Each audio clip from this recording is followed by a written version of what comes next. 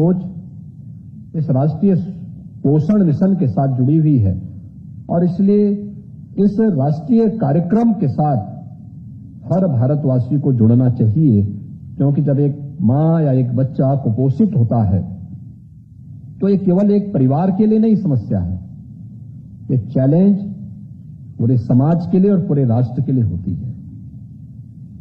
और इसलिए उस पर ध्यान देने के लिए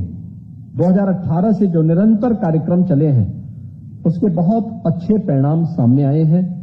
उन परिणामों का ही फलस्वरूप है कि आज जो अनेक प्रकार के कार्यक्रम चल रहे हैं, इन कार्यक्रमों के क्रम में हम सबको जो 1 माह तक चलने वाले इस कार्यक्रम में जो 4 श्रेणियां विभाजित की गई हैं, उसमें प्रथम सप्ताह में जितने भी हमारे सरकारी स्कूल हैं, आवासीय स्कूल हैं, आंगनबाड़ी हैं, ग्राम पंचायत की अतिरिक्त भूमि पर पोषण वाटिकाओं की स्थापना और पौधरोपण का अभियान। आंगनबाड़ी सेविका, सहायिका, मिनी आंगनबाड़ी कार्यकर्त्री हैं, आप सभी के लिए वीडियो बेहद ही महत्वपूर्ण होने वाली है। हाल ही के अंदर कुछ ऐसे कार्य हुए हैं, हाल ही के अंदर कुछ ऐसे सराहनीय कदम उठाए गए हैं जिनको देखने के बाद अब आंगनबाड़ी सहायिकाओं के मानदेय वृद्धि की जो आशाएं हैं वो चरम पर पहुंच गई हैं। फिलहाल के लिए ये वीडियो आपने देखी होगी, फिलहाल ये इंट्रो पॉइंट था, पूरी वीडियो आप देखें। फिलहाल कोई भी डाउट हो कमेंट में लिख करके पूछें, अब ये अपडेट पूरा देखें। द्वितीय सप्ताह में योग एवं आयुष यानी जिसमें बच्चे, किशोरी बालिकाएं, गर्भवती महिलाओं को केंद्रित करते हुए योग के विशेष सत्रों का आयोजन।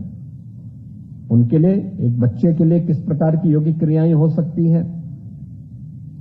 एक किशोरी बालिका को कौन से योगिक क्रियाओं को करने से, और एक गर्भवती महिला के लिए किस प्रकार के योगिक क्रियाओं को करने से वह योग की इन क्रियाओं का लाभ ले सकती हैं, इसके बारे में विशेष सत्र का आयोजन करना। तृतीय सप्ताह में पोषण संबंधी प्रचार प्रसार सामग्री और अनुपूरक पुष्टाहार आदि के वितरण की कार्रवाई बृहद पैमाने पर पूरे प्रदेश के अंदर करना। और चौथे सप्ताह में सेम और मैम बच्चों का चिन्हांकन हेतु एक विशेष अभियान प्रारंभ करना। यानी 4 सप्ताह का एक कार्यक्रम एक विशेष अभियान है और इस अभियान के साथ मुझे लगता है कि हम सबको जुड़ करके इसे सफल बनाना चाहिए, क्योंकि यह एक बच्चे और एक मां और एक बच्चे के ही स्वास्थ्य से जुड़ा हुआ नहीं है, इस समाज और राष्ट्र से जुड़े हुए, उसके स्वास्थ्य से जुड़े हुए, उसके सशक्तिकरण से जुड़ा हुआ एक महाअभियान है। और इसलिए इस अभियान के साथ जुड़ करके हम सबको इसे सफल बनाने में अपना योगदान देना चाहिए। सरकार ने इस दिशा से बहुत सारे अपने अभियान प्रारंभ किए हैं, पहले से बहुत सारे कार्यक्रम चल रहे हैं। अनेक अभिनव प्रयोग प्रधानमंत्री जी के स्तर पर, राज्यपाल महोदय के स्तर पर, विभाग के स्तर पर, शासन स्तर पर इस पर हुए हैं और उससे बेहतर परिणाम भी सामने आए हैं। उस बेहतर परिणाम के साथ अगर हम जुड़ेंगे तो उसके बेहतर परिणाम आए हैं और उस बेहतर परिणाम का ही आज यहां पर प्रदर्शन है कि उत्कृष्ट प्रदर्शन करने वाली आंगनबाड़ी कार्यकर्त्री, मुख्य सेविका तथा बाल विकास परियोजना अधिकारियों को यहां पर अभी राज्यपाल महोदय के कर कमलों से उन्हें प्रशस्ति पत्र भी दिया गया है। मैं इन सभी को हृदय से बधाई देता हूं, इन सबको हृदय से उनको अपनी शुभकामनाएं देता हूं। मुझे प्रसन्नता है कि प्रदेश में आज 529 आंगनबाड़ी केंद्रों की भी स्थापना और माननीय राज्यपाल महोदय के कर कमलों से उनका उद्घाटन का कार्यक्रम अभी संपन्न हुआ है।